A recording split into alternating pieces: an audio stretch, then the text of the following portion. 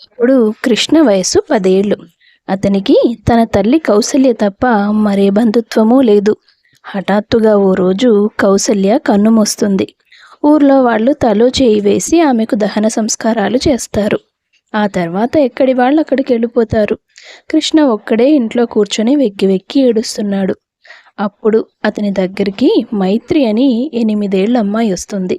అతని చెంపల మీద ధారలుగా కారుతున్న కన్నీటిని తన చిన్ని చేతులతో తుడిచి, అమ్మంటే దేవుడితో సమానం, దేవుడు ఎప్పుడూ మన చుట్టూనే ఉంటాడని స్కూల్లో మాస్టర్ చెప్పాడు కదా, అంటే మీ అమ్మ నీకు దూరంగా వెళ్ళిపోలేదు, నీ చుట్టూనే ఉంటుంది.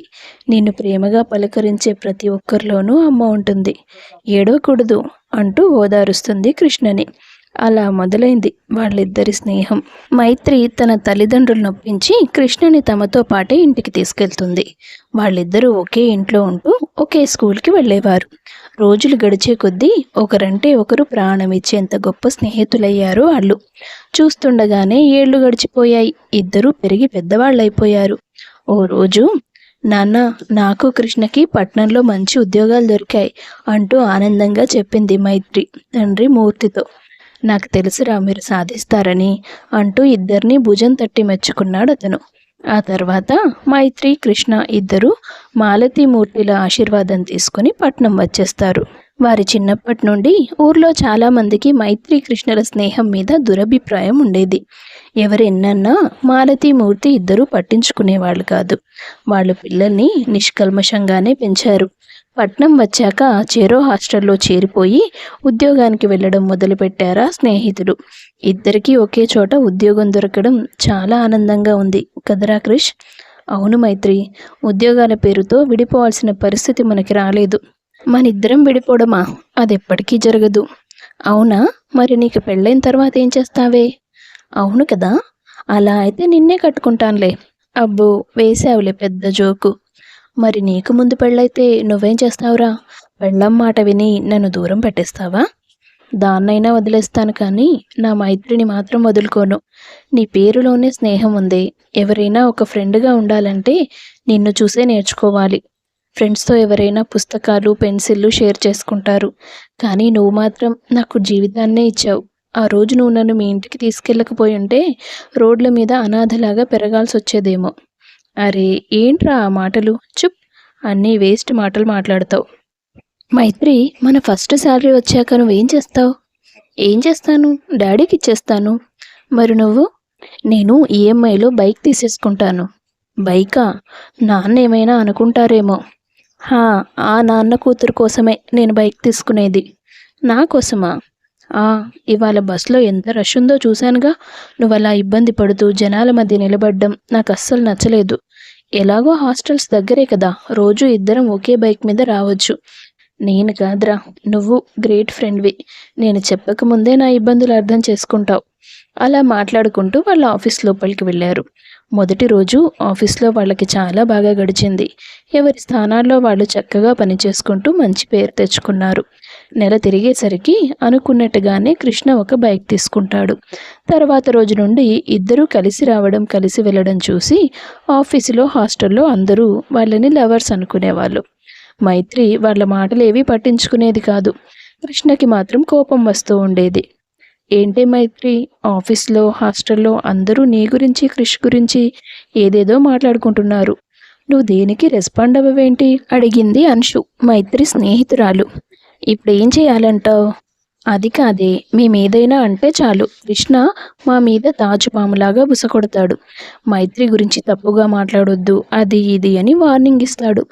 నువ్వు మాత్రం ఏమీ జరగనట్టు చాలా ప్రశాంతంగా ఉంటావు. నాకేదో తేడా కొడుతోంది. అన్షు మాటలకి మైత్రి సన్నగా నవ్వుతుంది. ఏంటి ఇదంతా సిగ్గే? హే, లవ్ చేస్తున్నావు కదా కృష్ణి? గట్టిగా అనకే, వాడికి తెలుస్తుందేమో. అదేంటి ఇంతవరకు చెప్పలేదా? ఎప్పుడూ కలిసే ఉంటారు కదే. మరి ఎప్పుడూ కలిసే ఉంటున్నప్పుడు ఇంకేం కావాలి చెప్పు? నీ బొందలాగే ఉంది. ఫ్రెండ్స్గా కలిసి ఉండడం, లవర్స్గా కలిసి ఉండడం ఒకటేనా? మేము లవర్స్గా ఉండాల్సిన అవసరం ఏం లేదు. ఇప్పటిదాకా ఫ్రెండ్స్గా ఉన్నాం, తర్వాత పెళ్లి చేసుకొని వైఫ్ అండ్ హస్బెండ్గా ఉంటాం. కృష్ణ కూడా లవ్ చేస్తున్నాడా నిన్ను? లేదే, వాడు నన్ను ఫ్రెండ్గానే చూస్తాడు. నీకెలా తెలుసు? నీలాగే తన మనసులో కూడా ప్రేమించుకొని పైకి ఫ్రెండ్ అనొచ్చుగా. అయ్యుండొచ్చు, కానీ డౌటే. అలా అయితే ముందు నీ ప్రేమ విషయం తనకు చెప్పవే. అసలే మన ఆఫీస్లో వారానికో అమ్మాయి జాయిన్ అవుతుంది. ఎవరినైనా చూసి మనసు పారేసుకున్నాడనుకో, ఇక నువ్వు మర్చిపోవాల్సిందే. అమ్మో, నేను నా కృష్ణ ఎవరికీ ఇవ్వను. అయితే తనకి చెప్పు, నువ్వు తనని ప్రేమిస్తున్నానని. ట్రై చేస్తా. కొంచెం భయంగా ఉంది. మొన్న సరదాగా నేను పెళ్లి చేసుకుంటానంటేనే వాడు పగలబడి నవ్వాడే. అందుకే ధైర్యం చేసి చెప్పలేకపోతున్నాను. మైత్రి, ఒక్క మాట చెప్తాను విను. ప్రేమున్నప్పుడు చెప్పాలి. చెప్పడంలో ఆలస్యం చేస్తే జీవితాలే తలకిందులైపోవచ్చు. అన్షు మాటలు మైత్రిని భయపెట్టాయి. ఎలాగైనా క్రిష్తో తన ప్రేమ విషయం చెప్పాలని నిర్ణయించుకుంది. ఓ మంచి సందర్భం రావాలని ఎదురు చూస్తోంది. అలాంటి సమయంలో లావణ్య అనే ఓ అమ్మాయి కృష్ణ పనిచేస్తున్న సెక్షన్లోనే జాయిన్ అవుతుంది. లావణ్య చాలా మోడర్న్ అమ్మాయి, చాలా అందంగా ఉంటుంది కూడా. బహుశా అందుకేనేమో తనని చూడగానే కృష్ణ ఇష్టపడడం మొదలు పెడతాడు. కొద్ది రోజులు గడిచాక తన ప్రేమ విషయాన్ని లావణ్యతో చెప్తాడు. సారీ క్రిష్, నాకు నీ మీద అలాంటి ఉద్దేశం లేదు. అలా వెంటనే నో చెప్పేస్తే ఎలా? ఎందుకు కాదంటున్నావో నీకైనా తెలియాలి కదా. మన ఇద్దరం ఒకే చోట పనిచేస్తున్నాం, మంచి పొజిషన్లో ఉన్నాం. పెళ్లి చేసుకుంటే ఒక లవ్లీ కపుల్గా ఉంటాం కదా. పోనీ నేను నీకు సరిపోనంటావా? నోనో, నువ్వు చాలా హ్యాండ్సమ్గా ఉంటావు, మంచివాడివి. మరి మా పేరెంట్స్ ఒప్పుకోరబ్బా. వాళ్ళకి నేను అరేంజ్డ్ మ్యారేజే చేసుకోవాలి. అలా అయితేనే ఫ్రీడమ్ ఇస్తామన్నారు. నచ్చిన చదువు చదవడానికి, ఉద్యోగం చేయడానికి. ప్లీజ్ నన్ను ఫోర్స్ చేయొద్దు. నేను వాళ్ళ మాట కాదనలేను అని చెప్పేస్తుంది లావణ్య. మొదటిసారి తన మనసుకు నచ్చిన అమ్మాయి తనని కాదనడంతో కృష్ణ చాలా బాధపడతాడు. ఓ 2-3 రోజులు మైత్రి అతన్ని గమనిస్తూ ఉంటుంది. ఏంట్రా క్రిష్, 3 రోజులుగా చూస్తున్నాను, మూతి ముడుచుకొని ఉంటున్నావు, ఏమీ మాట్లాడడం లేదు, ఏమైంది? ఏం లేదే, వదిలేయ్. ఎక్స్ట్రా లాపేసి విషయం ఏంటో చెప్పు. నాకు లావణ్య అంటే చాలా ఇష్టమే, కానీ నేను ప్రపోజ్ చేస్తే తను నో చెప్పేసింది. అతని మాటలు వినగానే మైత్రి మనసు ముక్కలైపోయింది. కృష్ణని పెళ్లి చేసుకొని అతనితో కలిసి బతకాలని ఎన్నెన్నో కలలు కంటున్న ఆమె ఆశలన్నీ నేలకూలిపోయాయి. అంటే వీడి మనసులో ఏ మూలనా నేను లేనన్నమాట అని గొంతు దాకా వచ్చిన దుఃఖాన్ని ఆపుకొని, లేని ధైర్యాన్ని కొని తెచ్చుకొని, అదేంట్రా మరి నాకు చెప్పలేదే, తను యాక్సెప్ట్ చేస్తుంది, ఆ తర్వాత ఇద్దరం కలిసి నీకు సర్ప్రైజ్ ఇద్దామనుకున్నానే. ఓ, అసలు ఎందుకు రిజెక్ట్ చేసిందని అడగవా నువ్వు? నిజమేరా, నిన్నెవరు కాదంటారు? తను అలా అనడానికి కారణం ఏంటి? వాళ్ళ అమ్మ బాబులు ఒప్పుకోరని రిజెక్ట్ చేసింది. దొంగ మొహంది. ఒక మాట అడగాలి కదా ఇంట్లో. ఒక్క ప్రయత్నం కూడా చేయకముందే వాళ్ళు ఒప్పుకోరు అని అదే నిర్ణయం చేసేసుకొని నన్ను కాదనేసింది. ఎన్ని ఆశలు పెట్టుకున్నానో తెలుసా? నాకు పెళ్ళైనట్టు, 2 పిల్లలు పుట్టినట్టు, బంగారం లాంటి జీవితాన్ని కలలుగన్నాను. అన్నీ నాశనం చేసేసిందే. మనసంతా రంపంతో కోసేసినట్లుగా ఉంది. చాలా బాధగా ఉంది మైత్రి. ఇదంతా నీకు చెప్తే నా కోసం నువ్వు కూడా బాధపడతావని చెప్పలేదు అంతే. మైత్రి అప్పటికీ ఏమీ మాట్లాడలేదు. ఎవరి హాస్టల్కి వాళ్ళు వెళ్ళిపోయారు. ఆ రోజు రాత్రంతా మైత్రి మేడ మీద ఏడుస్తూ కూర్చుంది. తెల్లవారుజామున అదేంటి మైత్రి లేదేంటి అంటూ అన్షు తనని వెతుక్కుంటూ మేడ మీదకు వచ్చింది. మైత్రి, ఇక్కడున్నావేంటే? పిలిస్తే పలకవేంటే బాబు అంటూ దగ్గరికి వచ్చి చూసి, ఏమైంది మైత్రి, ఎందుకు ఏడుస్తున్నావు? మైత్రి తన దుఃఖాన్ని నియంత్రించుకోలేక అన్షుని పట్టుకొని గట్టిగట్టిగా ఏడుస్తుంది. ఏమైందే? నాకు భయమేస్తోంది. ఎందుకు ఇంతలా ఏడుస్తున్నావు? నువ్వు చెప్పింది కరెక్టే అన్షు, వాడి మనసులో నేను లేను. కృష్ణకి ప్రపోజ్ చేశావా? నో అన్నాడా? కాదు. మరి? వాడు లావణ్యని ప్రేమిస్తున్నాడు. ఏంటి? దాన్నా? అదెలా నచ్చిందే బాబు? అయినా ఈ మగాళ్ళంతా ఇలా ఉంటారేంటే, పక్కింటి పుల్లకూరకి రుచెక్కువ అన్నట్టు. చిన్నప్పటి నుండి నీతోనే కలిసి పెరిగినవాడు నీ మనసులో ఉన్న ప్రేమని చూడలేని గుడ్డివాడైపోయాడా ఏంటి? ఇప్పుడేం చేద్దాం అనుకుంటున్నావు? చేసేదేముంది? నా ప్రేమకి నా మనసులోనే సమాధి కట్టాలి. ఇక నాకు మిగిలింది అదే దారి. అలా కాదే, ఒక్కసారి చెప్పి చూడొచ్చు కదా. లేదన్షు, నేను చెప్పడం కాదు, నువ్వు కూడా ఈ విషయం ఎవ్వరికీ చెప్పకూడదు. చెప్తే నా మీదొట్టే. మైత్రి మీద ఉన్న అభిమానంతో అన్షు ఆమె మాటలకి కట్టుబడుతుంది. మరుసటి రోజు మైత్రి లావణ్య ఇంటి అడ్రస్ తెలుసుకొని వాళ్ళ ఇంటికి వెళ్తుంది. నమస్తే అండి, నా పేరు మైత్రి. లావణ్యతో పాటు అదే ఆఫీస్లో పనిచేస్తాను. ఓ అవునా, లోపలికి రమ్మా. అదేంటమ్మా, లావణ్య ఆఫీస్కి వచ్చింది కదా, నువ్వు ఇంటికి వచ్చావేంటి? నేను మీతో మాట్లాడడానికి వచ్చానండి. మాతోనా? అవును. మీరు నిజంగా చాలా గ్రేట్ అండి. ఓ ఆడపిల్లని ఎలా పెంచాలో మీకు బాగా తెలుసు. మీ అనుమతి లేకుండా తన మనసులో కూడా ఎవరికీ చోటు ఇవ్వకూడదనుకుంటుంది లావణ్య. అంత గొప్పగా పెంచారు మీరు. నీ మాటలు వింటుంటే మాకు కూడా సంతోషంగా ఉంది. కానీ అసలు ఇదంతా ఎందుకు మాట్లాడుతున్నావు? ఆంటీ, అంకుల్, నేను మీకొకరి గురించి చెప్పాలి. కృష్ణ అని నా స్నేహితుడు. చిన్నప్పుడే వాళ్ళమ్మ చనిపోతే మా ఇంట్లోనే పెరిగాడు. స్కూల్లో, కాలేజీలో ఎప్పుడూ వాడే నెంబర్ వన్గా ఉండేవాడు. ఇప్పుడు ఆఫీస్లో కూడా లావణ్య పనిచేస్తున్న సెక్షన్కి తనే టీం లీడర్. చాలా తెలివైనవాడు, కష్టజీవి కూడా. అన్నిటికీ మించి మంచి మనసున్నవాడు. అలాంటి వాడు మీ అమ్మాయిని ఇష్టపడుతున్నాడు. ఆ మాట మీ అమ్మాయికి చెప్తే మా అమ్మ నాన్న ఒప్పుకోరని కాదందట. అంటే మీరు ఒప్పుకుంటే తనని పెళ్లి చేసుకోవడం లావణ్యకి ఇష్టమనే కదా? అలా కాకపోతే నువ్వంటే నాకు ఇష్టం లేదని నేరుగా చెప్పేసేంత ధైర్యం తనలో ఉంది. మీ పట్ల ఉన్న గౌరవం, భయం కారణంగా గొప్ప మనసున్న ఓ వ్యక్తిని తను దూరం చేసుకోవడం తన ఫ్యూచర్కి మైనసే కదా అంటే. మీరు కావాలంటే మా ఊరొచ్చి తన గురించి ఎంక్వైరీ చేయండి. ఒక్కరంటే ఒక్కరు ఒక్క చెడ్డ మాట కూడా చెప్పరు వాడి గురించి. ప్లీజ్ అండి అంటూ వాళ్ళని ఎంతో బతిమాలి తన తల్లిదండ్రుల వివరాలు, ఫోన్ నెంబర్ వాళ్ళకిచ్చి వస్తుంది మైత్రి. లావణ్య తల్లిదండ్రులు మైత్రి తల్లిదండ్రులకు ఫోన్ చేసి కృష్ణ గురించి వివరాలు మాట్లాడి ఓ 4 రోజులు పోయాక సంబంధం ఖాయం చేస్తారు. కృష్ణ లావణ్యల పెళ్లి కన్నుల పండగగా జరుగుతుంది. అదేంటిలా మీ పేరెంట్స్ మన పెళ్ళికి ఒప్పుకోరన్నావు? మరి వాళ్ళంతట వాళ్లే నా గురించి తెలుసుకొని ఆంటీ అంకుల్తో మన పెళ్లి గురించి మాట్లాడారు. ఇంత ఆర్భాటంగా పెళ్లి జరిపించారు. ఎవరి ద్వారానో నువ్వు నన్ను ప్రేమిస్తున్నట్టు తెలుసుంటుంది. నీ విషయాలు కనుక్కొని ఉంటారు. ఎంతైనా నువ్వు గుడ్ బాయే కదా, అందుకే పట్టేసుకున్నారు. ఇదంతా నా అదృష్టం మరి అని మురిసిపోయాడు కృష్ణ. ఆ తర్వాత అతను హాస్టల్ నుండి ఒక మంచి ఫ్లాట్ తీసుకొని అక్కడికి మారిపోయాడు భార్యతో. లావణ్యది చాలా పెంకి మనస్తత్వం. తను ఏం కోరుకుంటే అదే జరగాలనుకునేది. ఇంట్లో ప్రతి చిన్న విషయంలో తన మాటే నెగ్గించుకునేది. అయినా సరే కృష్ణ సర్దుకుపోయేవాడు. అందరూ మైత్రిలాగా ఉండరు కదా, నా భార్యే కదా అనుకునేవాడతను. ఒకరోజు, ఏంటే మైత్రి గేటు ముందు నిలబడ్డావు? ఆఫీస్కి వెళ్దాం పదా. అదేంటే కొత్తగా అడుగుతావు? క్రిష్ వచ్చి తీసుకెళ్తాడు కదా బైక్ మీద. మైత్రి, కృష్ణ పెళ్ళైపోయింది.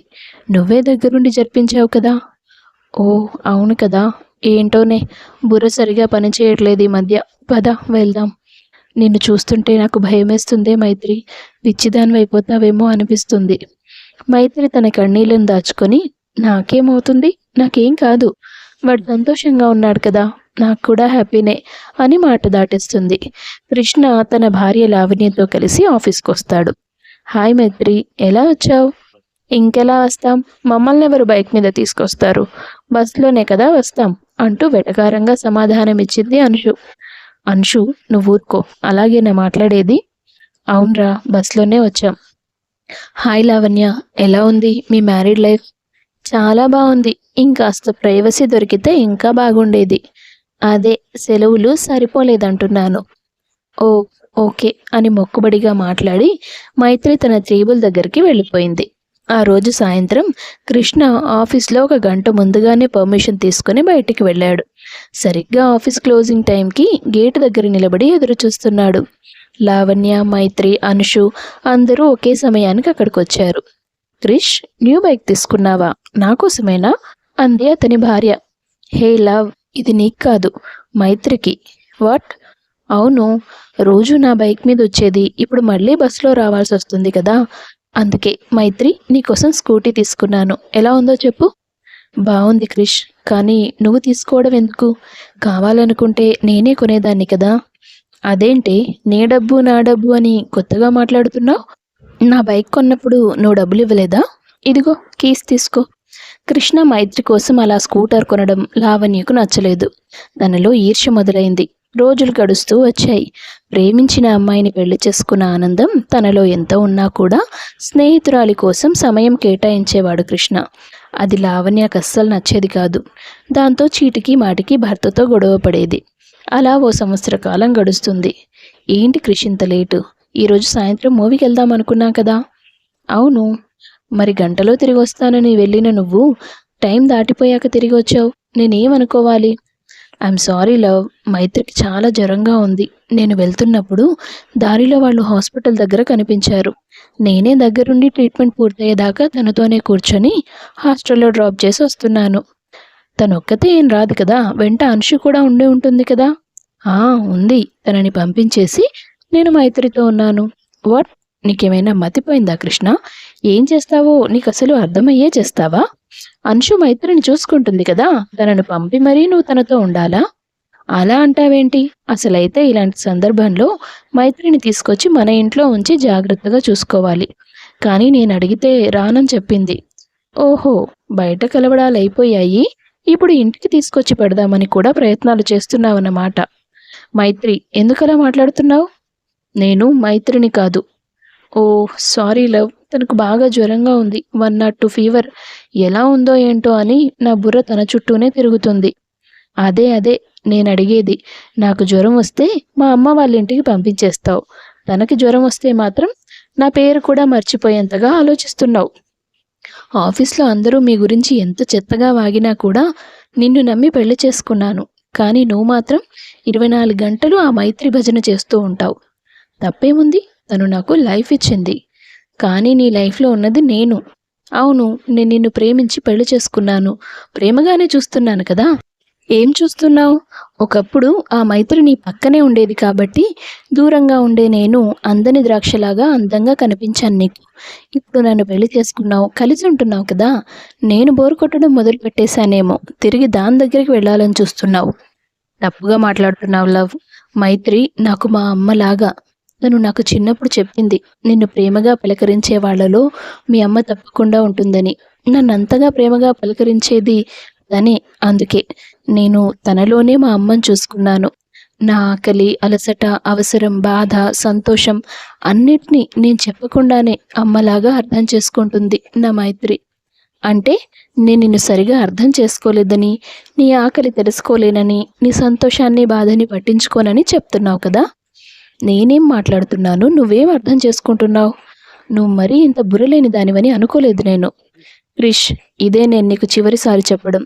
మళ్ళీ జీవితాంతం నువ్వు ఆ మైత్రితో మాట్లాడకూడదు, లేదంటే నేను మనశ్శాంతిగా ఉండలేను. లేదు లావణ్య, నేను దీన్ని ఒప్పుకోను. అంటే నీకు నాకంటే అదే ఎక్కువ? ఎక్కువ ఏంటి? ఎక్కువే. నీకంటే మాత్రమే కాదు, ప్రపంచంలో అందరికంటే నాకు నా మైత్రినే ఎక్కువ. ఆ మాటతో వాదన ఆపేసి లావణ్య తన బట్టలు సర్దుకొని పుట్టింటికి వెళ్ళిపోయింది. జరిగిందంతా తల్లిదండ్రులకు చెప్తుంది. ఆ తర్వాత పెద్ద గొడవలు జరుగుతాయి. 2 కుటుంబాలు ఒక చోట చేరి మాట్లాడుకున్నప్పుడు క్రిష్, లావణ్య చెప్పే దాంట్లో కూడా అర్థం ఉంది. ప్రతి భార్యకి తన భర్త తనకే విలువివ్వాలని ఉంటుంది. మనం కలిసున్నా విడిపోయినా చివరి వరకు స్నేహితులమే. అనవసరంగా చిన్న విషయాన్ని పెద్దది చేసి మీ భార్యాభర్తల మధ్య దూరం పెంచుకోవద్దు ప్లీజ్, నా కోసం. సరే, ఇక నుంచి నేను మైత్రి గురించి ఎక్కువగా మాట్లాడను, సరేనా? అంటాడతను తన భార్యతో. ఆహాహా, చూసారా నాన్న, ఇందుకే నేను చెప్పింది. ఇదే మాటని నేను, మీరు ఇన్ని రోజులుగా చెప్తున్నా చెవికెక్కని మనిషి ఇప్పుడు ఆవిడగారు చెప్పగానే సరే అనేశాడు. అంత అండర్స్టాండింగ్ ఈవిడగారితో ఉంది, కానీ కట్టుకున్న పెళ్ళాన్ని నాతో లేదు. అందుకే ఈ మనిషి నాకు నన్ను మాత్రమే ప్రేమించేవాడు, నాకు మాత్రమే ప్రాముఖ్యత ఇచ్చేవాడు నాకు కావాలి. ఇతనికి అది చేత కాదు అంటూ మళ్ళీ గొడవ పెద్దది చేస్తుంది లావణ్య. ఛా, ఎంత చెప్పినా అర్థం చేసుకొని జ్ఞానం లేని నీలాంటి మనిషి కూడా నాకు అవసరం లేదు అంటాడతను. ఇద్దరూ చివరికి విడాకులు తీసుకునేదాకా వస్తుంది. ఆ తర్వాత 6 నెలలు గడిచిపోతాయి. ఆఫీస్లో అందరూ మైత్రి కృష్ణల స్నేహం గురించి తప్పుగా మాట్లాడడం భరించలేక మరో ఉద్యోగ ప్రయత్నం చేస్తుంది మైత్రి.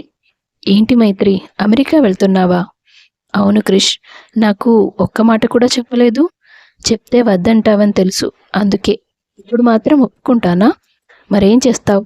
అనవసరంగా లావణ్యని ఇరిటేట్ చేసి ఇష్టపడి పెళ్లి చేసుకున్న బంధాన్ని తెంచేసుకున్నావు. కానీ నింద ఎవరి మీద పడింది? నా మీదే కదా. అందుకని పారిపోతున్నావా? వీళ్ళందరి నోర్లు మూతపడ్డానికి ఒకటే మార్గం ఉంది, నీ పెళ్ళి. ఏం అక్కర్లేదు, నా పెళ్లి జరిగినా నీ జీవితంలో జరిగినట్టే నాకు జరగవచ్చు. నాకు తెలుసు, అందుకే మనిద్దరం పెళ్లి చేసుకుందాం. ఏంటి, పిచ్చి పట్టిందా నీకు? మనకి పెళ్ళేంటి? తన మాట అన్న తర్వాత క్రిష్ కోపంగా మైత్రి మీద చేయి చేసుకుంటాడు. మైత్రి షాక్ అవుతుంది. ఒక్క మాట, ఒక్క మాట నువ్వు నన్ను ప్రేమిస్తున్నావని నాతో చెప్పుంటే ఇవన్నీ జరిగేవే కాదు. నీ సంతోషం నాలోనే ఉందని తెలిసాక కూడా నేను నీ చెయ్యి వదిలేస్తాననుకున్నావా? నువ్వు నాకు లైఫే ఇచ్చావు. నేను నీకు ప్రేమనివ్వలేననుకున్నావా? నాకు లావణ్య మీద కలిగింది ఆకర్షణ మాత్రమే. అది తెలియక పెళ్లి చేసుకున్నాను. అప్పటికీ మా బంధాన్ని నిలబెట్టుకోవాలనే అనుకున్నాను. కానీ తను పెట్టిన మెంటల్ టార్చర్ వల్ల తనకి దూరం అయిపోయాను. తను మాట్లాడిన మాటల్లో ఒక్కటైతే నిజం, భార్య కంటే ఫ్రెండ్ ఎలా ఎక్కువ అవుతుంది అని. నేను తనతో చెప్పాను, మైత్రి మా అమ్మతో సమానం, అందుకే ఎక్కువ అని. మా విడాకుల తర్వాత నాకు తెలిసింది, చిన్నప్పటి నుండి నువ్వు నన్ను పిచ్చిగా ప్రేమిస్తున్న విషయం. అమ్మలా చూసుకునే అమ్మాయి భార్యగా రావాలని ఏ మగాడైనా కోరుకుంటాడు. కానీ చిన్నప్పటి నుండి నా పక్కనే ఉన్నా కూడా అర్థం చేసుకోలేనంత పిచ్చోడ్లా పెరిగాను నేను. నువ్వు నా గురించి అలా ఆలోచించవని నాకు నేనే ఊహించుకున్నాను. నీ మనసులో నేనున్నానని నాకు తెలిసిన క్షణం నాకు చాలా సంతోషంగా అనిపించింది.